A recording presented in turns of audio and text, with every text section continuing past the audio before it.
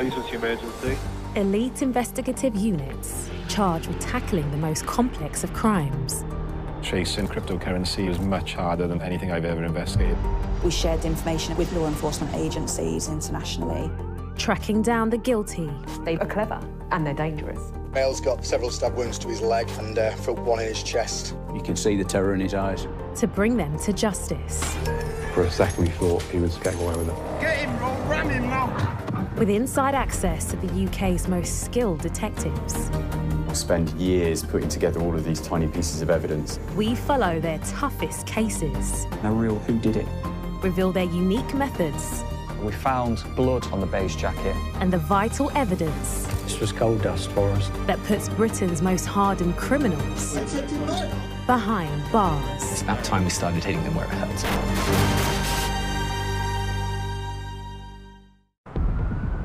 December 2022. Raheem Sterling races home from the Qatar World Cup. His mansion is the target of a sophisticated burglary. Approximately £300,000 worth of Rolex watches were stolen. He's just one of many multi-millionaires attacked in a spree of break-ins. Private gated communities attract a lot of celebrities and footballers. It's pretty much the Beverly Hills of Surrey. Items worth hundreds of thousands lure in a highly skilled gang. It was an Aladdin's cave of stolen property. Louis Vuitton handbags, Hermes belts, Gucci shoes, Bulgari sunglasses, Cartier bracelets. Who are willing to take increasing risks to get what they want. Where's Burglary? Housebreak. Smash in, not your house. The victims were home. They've managed to lock themselves in the utility room. They were so scared about what might happen to them. Surrey is a very leafy county. It offers quite a lot of seclusion. Surrey is located just outside London and is a magnet for the rich and famous. So if you're looking for a life away from the hustle and bustle, but you still want to be able to have access to the city, then Surrey is the perfect destination. My name is Lauren Colomas, and I am a multimedia reporter for Surrey Live. Cobham tends to attract a lot of celebrities and footballers. We have the Chelsea training ground there, and it offers quite a lot of seclusion with private gated communities. It's pretty much the Beverly Hills of Surrey. 12th of November 2022. 4 males were seen on CCTV at the address, so it was reported to Surrey Police as a suspicious incident. Surrey Police received reports of a burglary at a £6 million luxury property in Oxshott. I'm PC Catherine Stevens. I work on a proactive team dealing with burglaries and drugs investigations, and I'm based at Surrey Police. There was a state security who saw the males attempting to climb onto the flat roof of the property and enter. Response officers rushed to the address, hoping to apprehend the suspicious characters caught on CCTV. They couldn't find anyone there when they returned to the location. Many of these gated communities are attached to golf courses, and people who bought these mansions would also buy a membership to the local golf course attached to it. So this means that many homes actually back onto golf courses. A lot of the mansions have beautiful views of the greens outside. But at night time, it makes it particularly quiet and isolated. They have pockets of woodland, which offers the perfect place to hide. But there's an added element of danger to this attack on the home. What was really concerning about this burglary was that the victims were home. The female victim was quite heavily pregnant at this stage, and they also had a young child. They've managed to lock themselves in the utility room. They were so scared and so worried about what might happen to them. The victims were quite shaken up. Officers scrutinised the CCTV for clues as to who the masked intruders could be. We had 4 suspects seen on CCTV climb up a drain pipe and onto a flat roof. My name is Sian and I work as part of the Forensic Hub. We serve Surrey and Sussex Police and it's part of Forensic Investigations. They gained access through a slightly open window. They then conducted a messy search, targeting jewellery and other high-value items, and then left the address. They had a very good exit strategy from the beginning. They were in and out very, very quickly, and it seemed to us like they knew exactly what they were looking for. They went for the master bedroom and they weren't interested in looking anywhere else. They knew what they were doing. The gang stole £220,000 worth of luxury goods. A Rolex watch, engagement ring, and a lot of other items of jewellery were taken, and this was all of quite sentimental value to the victim. At this particular scene, the forensic opportunities were extremely limited. It is quite frustrating. They didn't find any fingerprints, which usually indicates to us that suspects are gloved. There was no tool marks to recover, nothing to swab. But what they did have is footwear marks. But until there is a time when a suspect has been identified, there is quite little we can do with this evidence. With footwear marks alone, we cannot identify an offender. Frustratingly, Surrey police hit a dead end due to the lack of conclusive forensic evidence. When a burglar has attended the scene, especially if they are well versed in what they're doing, they're quite good at covering their tracks. That can be quite challenging. They'll attend a scene wearing a balaclava, sleeves, gloves, covering all sort of aspects that typically we'd like to recover DNA or fingerprints from them. There were no further leads, and the case was closed initially. The gang appeared to be exceptionally organised professionals, highly likely to strike and terrorise other unsuspecting residents. Raheem Sterling was playing for England at the World Cup in December 2022 when his home was broken into.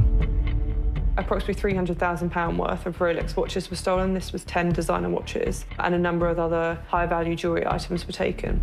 The group only took the real Rolexes and left the fake Rolexes. It really shows their clear organisation and how skilled they are for the purpose of identifying real Rolexes over fake ones.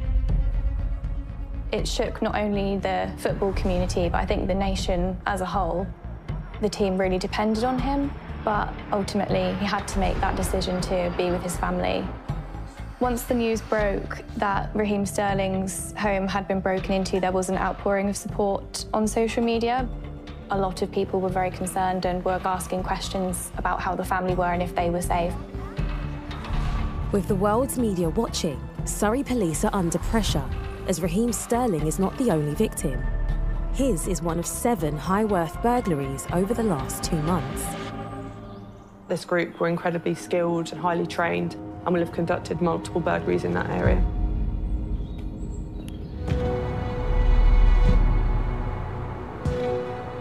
My name's Richard Bendall. I'm a barrister. I've been a member of Furnival Chambers for about 15 years. These properties were scoped and selected as being likely to be buildings with material worth having, like designer goods and jewellery. The suspects had a keen eye for Louis Vuitton handbags, Hermes belts, Gucci shoes, Bulgari sunglasses and Cartier bracelets, and they knew exactly what they were after, and they could identify very quickly which were real and which were fake. Boxing Day 2022, the gang set their sights on their biggest target yet. It was a property owned by one of the richest people in Britain in the Sunday Times list of affluent owners. Ina Gudavatsi, a Georgian philanthropist worth over £2.5 billion, the widow of an oil baron who was once the richest man in Georgia. The burglars came unstuck because there was nothing worth stealing there. She didn't keep all her high-value items in that particular property. So all they got was £300 cash. I assume that's what's known as bad luck.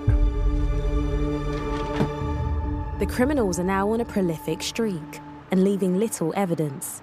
Surrey police need a lucky break. There was a burglary reported to police which occurred in Limpsfield on the 5th of January 2023. A neighbour's reported seeing a BMW X5 a very short distance from the address. He thought it was a little bit weird because it's a private estate, and when he's walked near to the vehicle, he could hear a male inside in what he described as a panicked voice, speaking with an Eastern European accent. A statement was taken, and it's believed that this was the subject vehicle that was collecting the offenders that were currently in the address. They got away with £8,200 worth of valuables. Officers hope this might be the major breakthrough they've been waiting for. It's little pieces of evidence like that where you can often piece together and get convictions, because down the line they might take their face covering off just before they're getting in the vehicle. The neighbour's statement is a vital piece of evidence. Could the criminals have made their first big mistake? On Friday, 27th of January, 2023, Kent police receive a report of a burglary in Sevenoaks. The victims were at home and realised they were being burgled. They went out and pretended to be walking the dog, but then went over to their neighbours and dialed 999. The MO matches a string of burglaries in Surrey. Kent police noticed a rather distinctive red Mercedes had activated an automatic number plate recognition near to this rural site of the crime.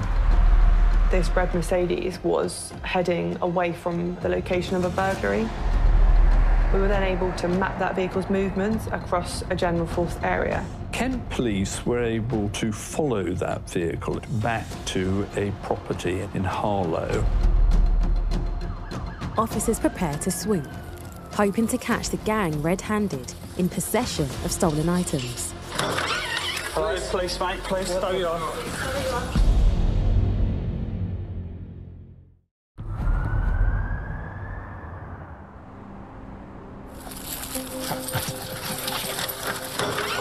Hello, police, mate, please. There you are. Kent police have tracked the getaway vehicle to a property in Harlow, Essex. This moment in time, mate, I'm arresting you on suspicion of burglary. Don't have to say anything. There may harm your defence if you don't mention any questions. Something later on in court. Anything you do say may be given evidence, you understand? What? There were two men in their 40s, and there were two men, both aged 22, who it emerged were cousins. They were all Albanian nationals. Do you speak English? A little bit. Little bit. Do you understand what I'm saying? No. They hadn't committed any offences with us before. They weren't registered on police systems. Right, have you got anything on you that's going to hurt me or hurt you? Anything on you? Anything in your pockets, no? I think the four were very shocked, and one of the suspects has said over and over again, burglary, what burglary? You're under arrest for burglary, OK? Why is burglary? Yeah, you've been arrested on suspicion of burglary. Why is burglary? And continued to repeat this a number of times when he was arrested. Why is burglary? Huh? Burglary. Burglary, yeah, going into someone's house, stealing stuff. It was almost like he didn't want to admit he was involved in these offences. Why is burglary? Housebreak. Housebreak? Yeah. Why is that break housebreak? Smash in, not your house. No. Yeah? That's what you've been arrested for.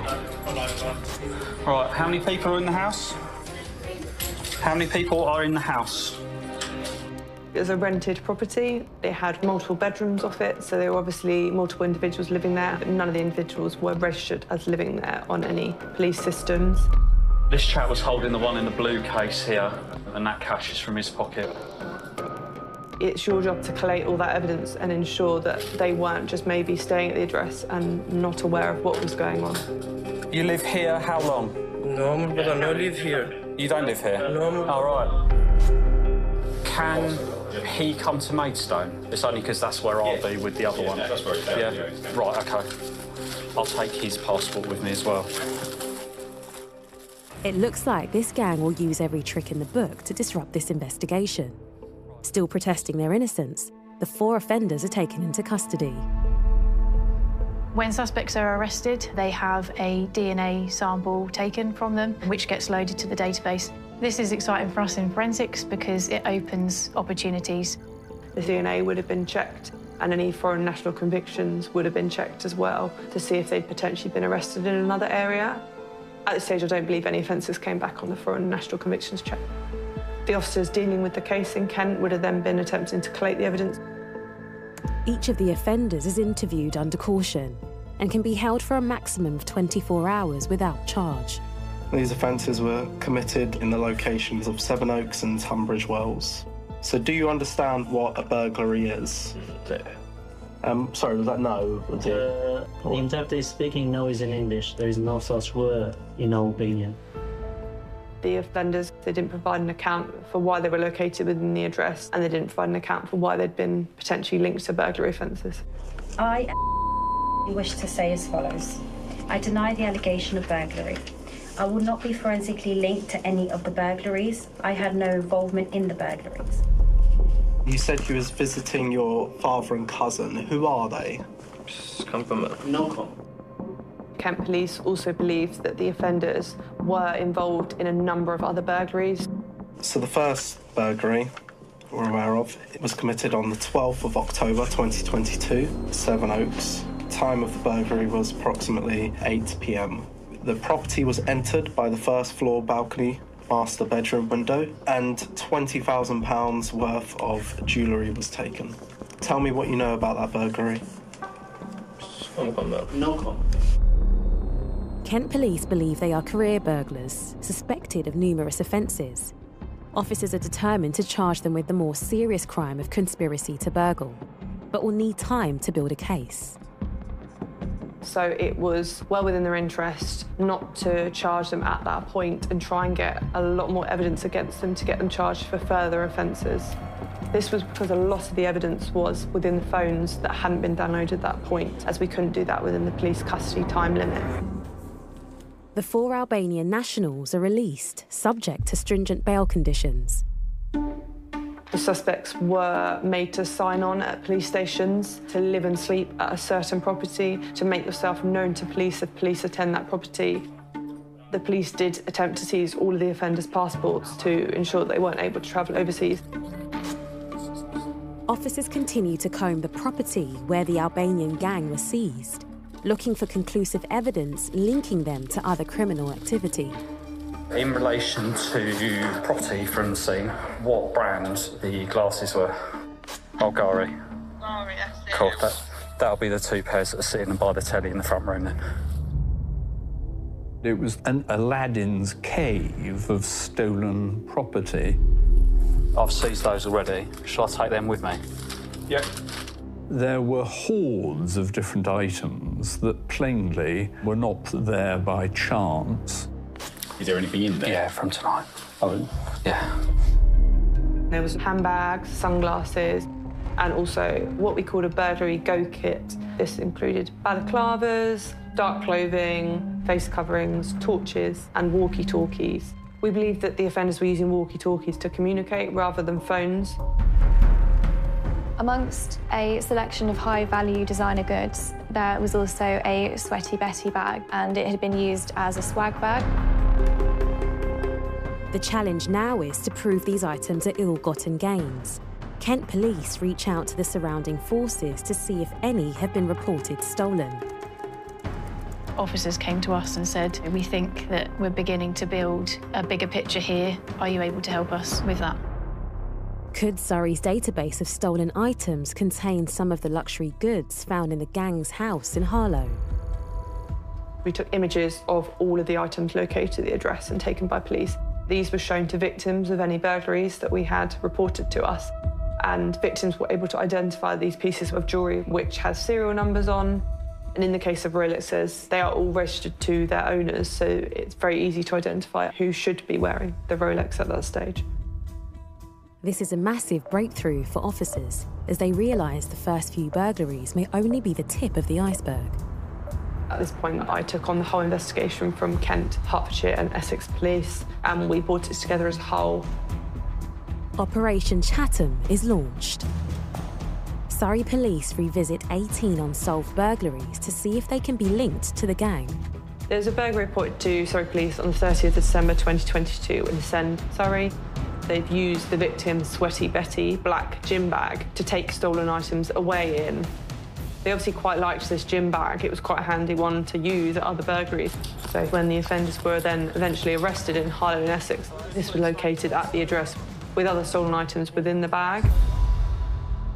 During the arrest in January, a number of mobile phones had been seized. The suspects were asked for their PIN codes for phones. I own an iPhone 13 Pro Max in white with a blue phone case. The PIN for my phone is I am innocent. A few of them did give their PIN codes. However, if they didn't give their PIN codes, they would have been charged with a further offence, which is not supplying your PIN code to police. Digital specialists start to download the data and review the messages. It was very tricky because all the phone downloads were in Albanian, so this involved the use of an interpreter. One of the suspect's phones is of particular interest. What we found is that he was organising the individuals involved in the burglaries, and he often called them his workers, and we see him as a ringleader. As officers piece together the evidence from the phone data, they start to build a picture of the individuals involved. We believe the ringleader was 22 when he committed these burglaries. He was part of this group, which was a familial group. Potentially his cousin was one of the other offenders, and his father and uncle as well. So they clearly were very close with each other, and they knew they could trust each other when committing these offences. It's time-consuming as all the messages are translated and each one analysed in detail. There's one part of the phone in particular that produces more pieces of the puzzle. So when looking at the ringleader's phone, there were a lot of images located on the phone, and this included stolen items. In particular, there was a photograph of his cousin wearing a lady's necklace. That necklace was identified by the loser as being hers. There were also other images on the phone, such as car hire agreements, which were for the vehicles involved in the burglaries.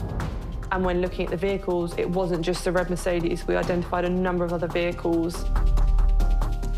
It was clear that he was playing a highly influential role within this organised criminal group, and he was often organising particular vehicles to be used to commit the offences.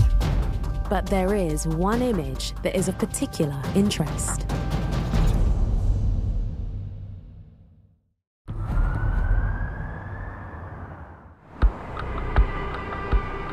So you're being interviewed because a car was linked to two of the most recent burglaries, and that car was linked to an address where you was located within.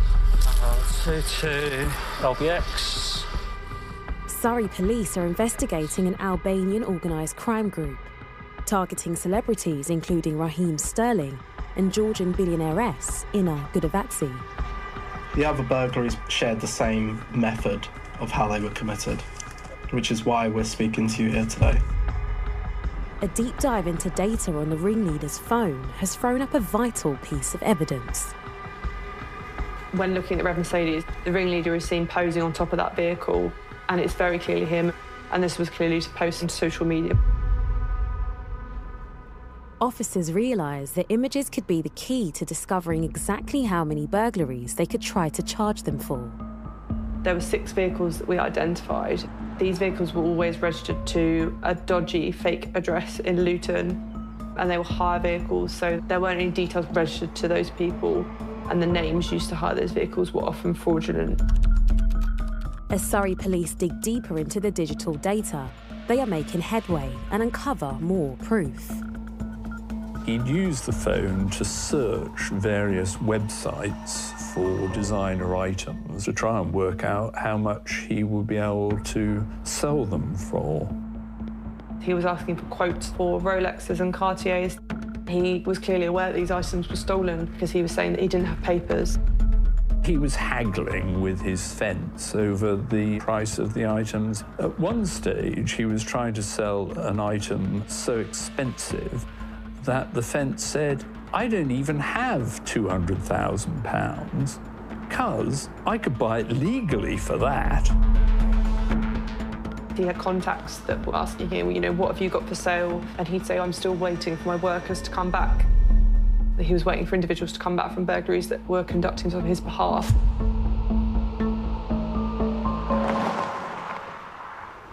Just as the investigation is making headway, there's a major setback. The ringleader goes off the radar. He was adhering to his bail conditions up until around April, May of 2023, and at this point he just failed to sign on. The 3 others were unable to be located as well at this stage. Surrey police put out an alert to apprehend the suspects if found.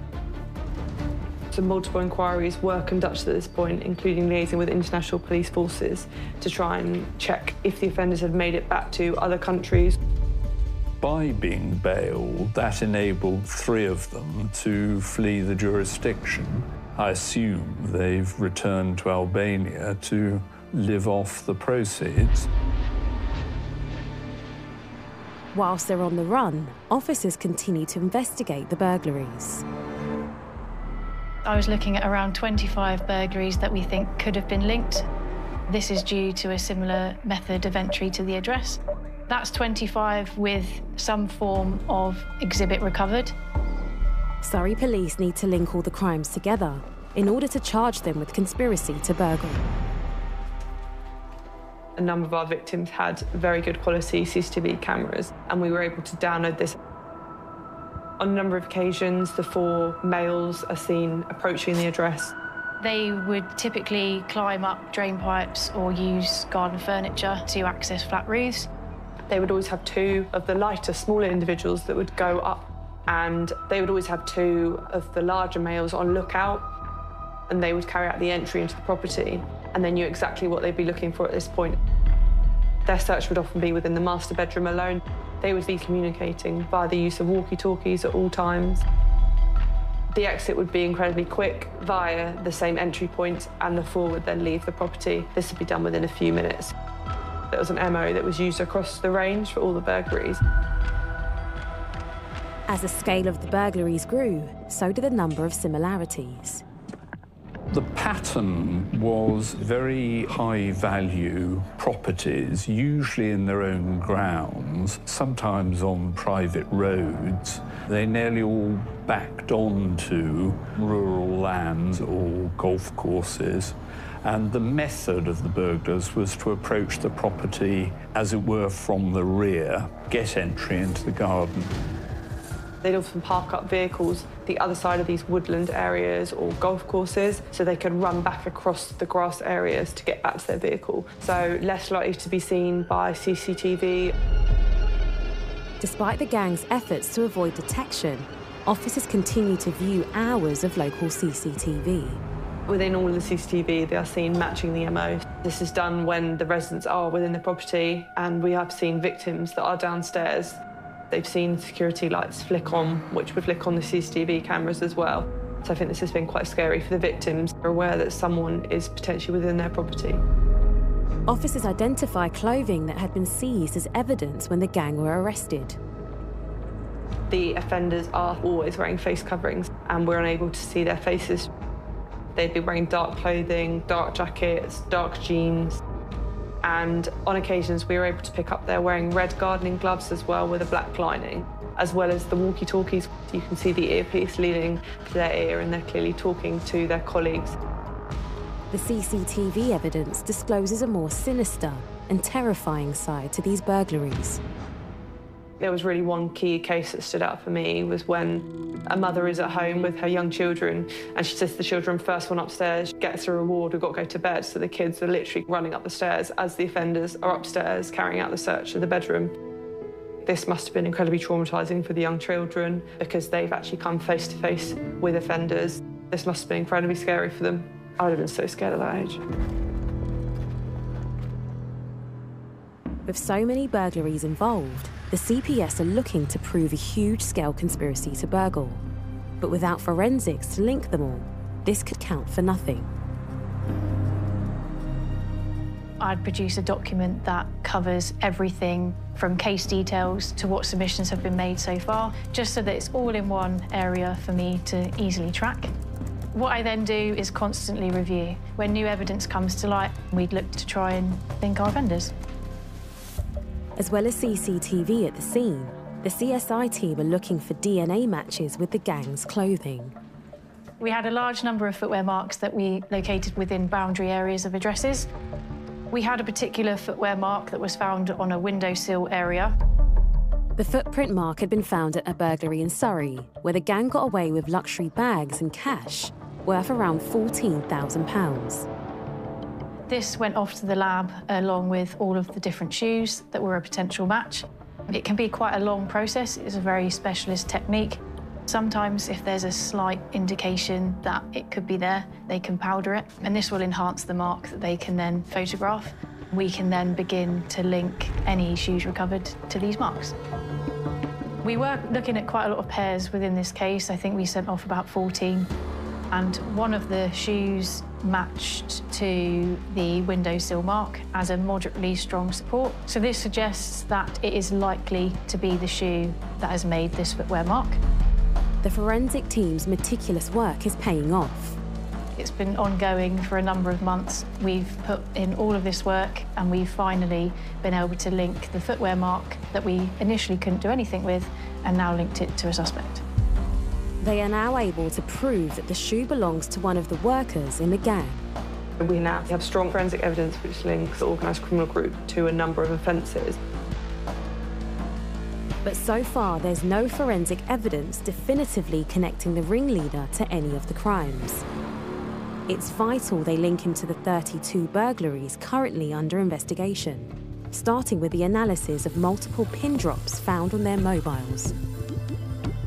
These pin drops were sent to the individuals to carry out recce's of expensive houses that would be good to attack in a burglary. This may mean that it had good entrance for the offenders via first floor rear balcony or a flat roof, that there was limited security potentially. At times this would also include a number of properties in an area.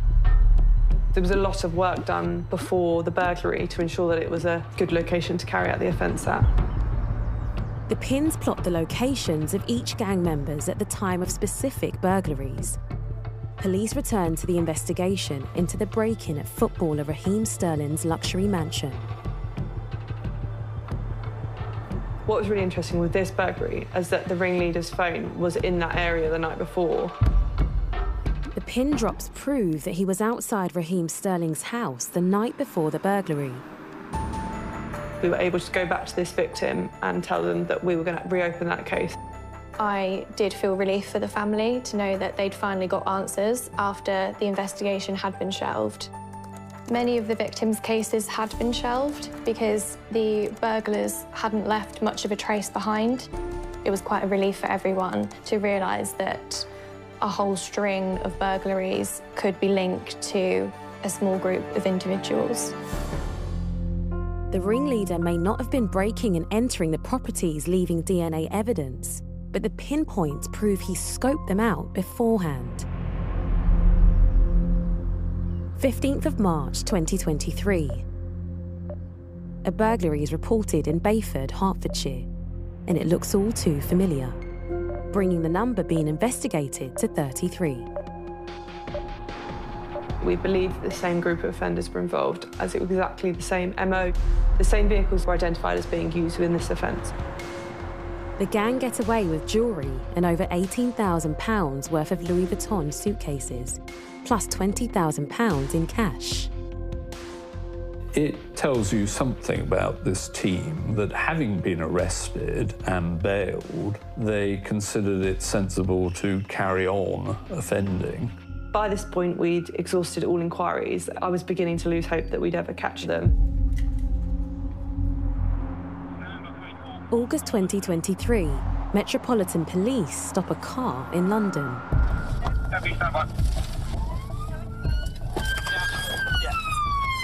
Hey, engine off, turn the engine off. You're under arrest for burglary at this time. Police were finally able to track down the ringleader. By using AMPR, they can trace number plates, and that number plate will flag up with different teams within the police force. You're under arrest at this time. Step out of the car for me. Hands on there. Hands behind you, that. Don't make any sudden move, mate. Thank you. You got your ID on you? You don't have it. Officers from the investigation team transport the ringleader to Staines police station. It was like the best day. And I remember calling my sergeant saying, come on, you got to come in, forget your childcare commitments. You got to come and help.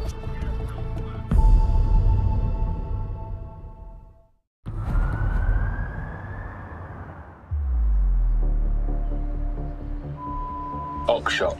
Did you go to this address? No, Baba. Did you commit a burglary at this address? No, Baba. Did you drive a vehicle to this location? No, Baba. Why is your phone showing you there the day before this burglary? No comment. Were you committing reconnaissance prior to the burglary? No comment. Surrey police are investigating a string of 33 burglaries targeting the rich and famous across 3 counties. They believe an organised Albanian crime gang is responsible. In total, we calculated it was about £1.13 million worth of stolen goods. The vast majority, we suspect, shipped abroad. 3 of the suspects are still at large after absconding whilst on bail, but the ringleader has been apprehended and is now in custody. Are you the ringleader for the group? No comment. Do you plan the burglaries? No comment. Do you understand what conspiracy means? No comment. He became a little bit aggressive and clearly wasn't happy, and he'd realised the evidence against him. The main point with this evidence was the images of the vehicles. For instance, the image of him sat posing on the red Mercedes. Yes, I work as a mechanic, and this photo was taken just to show that the car was nice. OK. I'm just going to go back to the Mercedes. If you were working on a vehicle, is that how you would usually sit on a vehicle? His excuse for these images was that he is a trained mechanic and he was working on these vehicles. And when we've continued asking him questions about this, he's become very argumentative and clearly tried to argue that this was because he was trying to fix these vehicles when, in fact, these vehicles were being used in burglaries. I'm just going to ask you about the stolen necklace, the photo that was found on your phone. This necklace was stolen on the 26th of January between 3 p.m. and 8 p.m. Was this necklace stolen from the burglary in the day? Come on. Were you showing off that you had stolen items from a burglary that day? Come on. He states that he wasn't aware this necklace was stolen and this was just an image he took of his cousin for fun. He also talks about the pin locations.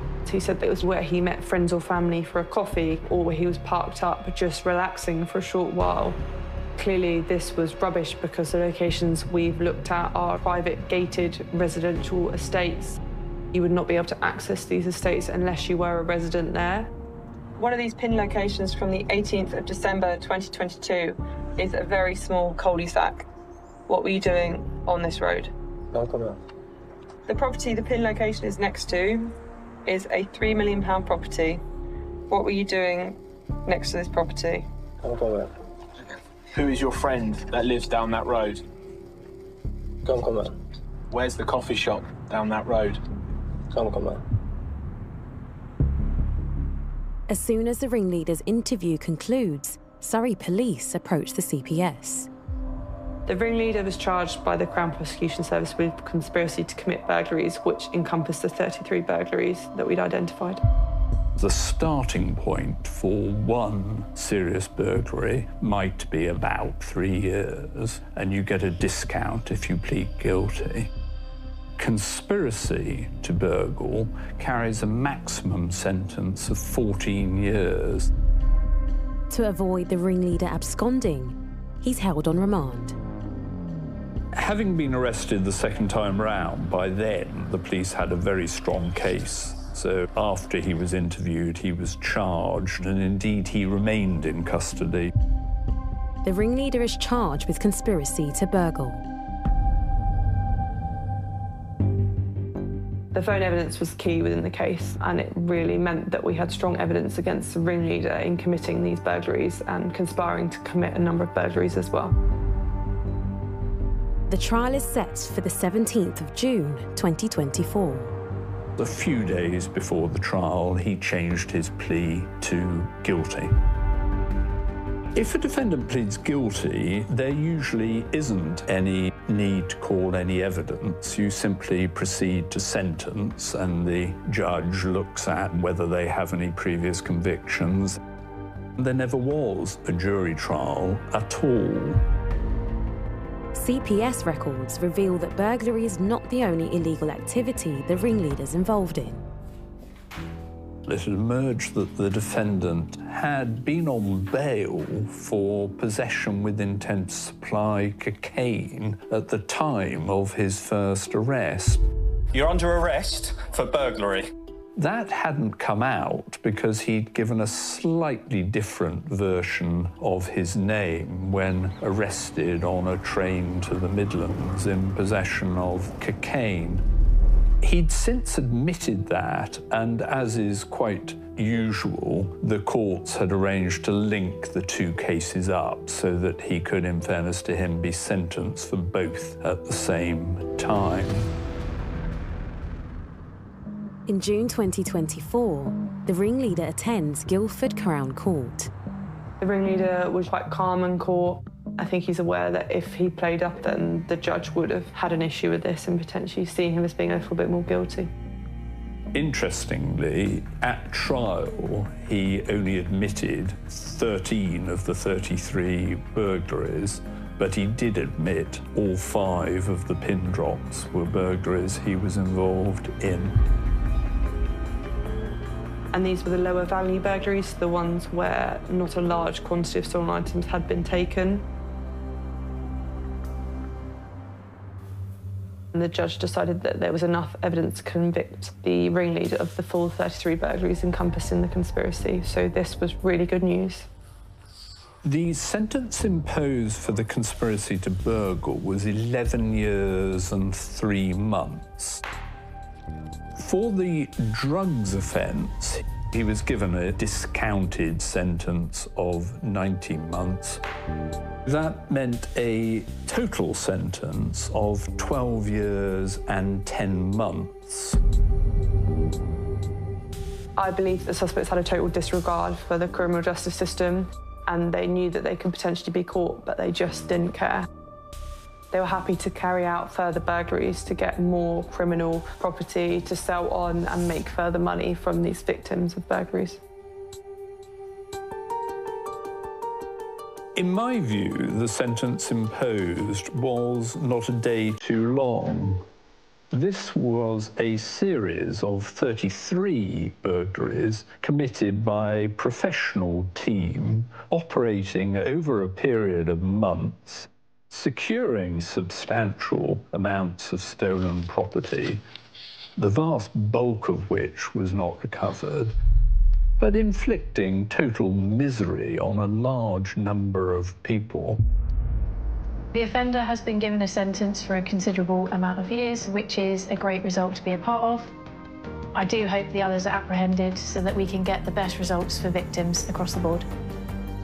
This is a case that will stay with me for a very long time, considering the complexities, the police presence around Surrey, and the scale of the crimes involved. The most common response I observed from the public was praise to the police for bringing charges forward.